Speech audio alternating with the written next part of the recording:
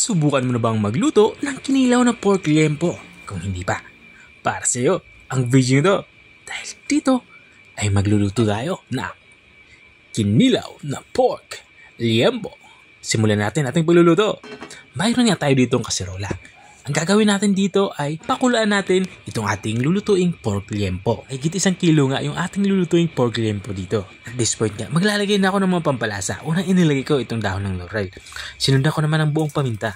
At maglalagay na ako dito ng tubig. Sa tubig naman dapat nakalubog itong ating papakuloang pork liempo. At tatakpan na natin to at papakuloy natin to kahit mga 5 minuto.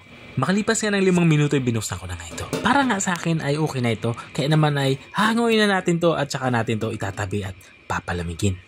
Makalipas ng ilang minutong pagpapalamig dun sa ating pinakulang pork liempo, ang gagawin ko naman dito ay i-air fry natin to. Kung wala naman kayong air fryer ay pwede nyo naman to ihawin. Ginagawa ko nga dito ay sinasalansan or ina-arrange ko ito ng maigi. At saka natin to tatakpan at i-air fry natin to ng mga 20 minutes sa init na 200 degrees Celsius. Makalipas ng 10 minuto ay binuksan ko muna ito. Dito nga sa parte ito ay babaliktarin lang natin para yung kabilang side naman yung matusta o ma-air fry. Matapos kung maayos ito na maigi, tatakpan ulit natin to at hahayaan na natin itong maluto. Makalipas ng 20 minutes ay ito na nga. Ang ganda nga ng pagkakaluto niya, pantay-pantay. Kaya naman ay hangoyin na natin ito at papalamigin. At kung nanonood ka pa rin hanggang dito sa parte ng aking video, ibig sabihin na interesado ka sa aking niluluto. Baka pwede mo naman i-comment kung taga saan ka para alam ko kung hanggang saan umabot aking video. Pag tayo dito sa ating nilulutong ulam. Matapos ko mapalamig itong ating na-air fry na pork liempo, dito naman sa parte ito ay hihiwain na natin to sa tamang laki lang. At habang tayo ay nagpapatuloy sa ating pagluluto, gusto ko lang shoutout ang mga masusugid ating mga taga-subaybay. Big shoutout kay Ma'am Virginia Gagarin. Sabi niya may natutunan na naman daw siya. Shoutout din kay Ma'am Jen Bucauto ng Pangasinan. At shoutout din kay Ma'am Rita Ipan Lara Gumon ng Caloocan.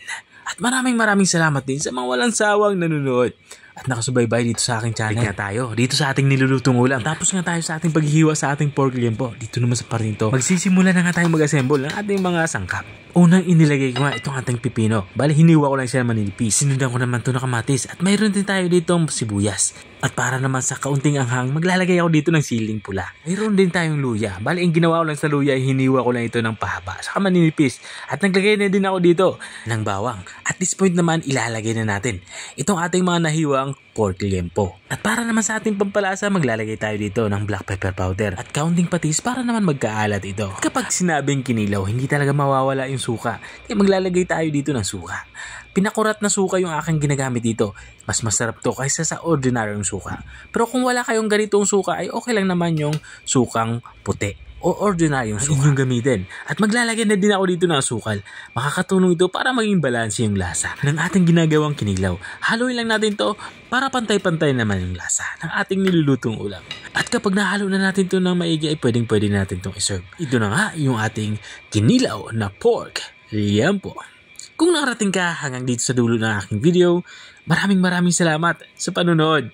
At kung nagustuhan mo naman yung bago nating recipe yung binahagi, pwede mo naman ito i-share. Hanggang dito na lang ako. Kita-kita ulit sa mga susunod kong mga videos. Paalam! Bye-bye!